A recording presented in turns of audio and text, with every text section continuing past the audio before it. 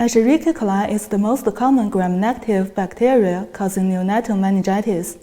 The occurrence of neonatal bacterial meningitis usually begins with the bacteremia, and then the bacteria in the blood penetrate through the blood-brain barrier to cause meningitis. Neutrophils are the first line of defense against the bacterial infections. During bacterial invasion, the activated neutrophils release ROS. ROS represents the major bactericidal mechanisms of host cells to destroy the invaded pathogens. Measuring the production of ROS in neutrophils is a useful method for studying host defense during bacterial-host interaction.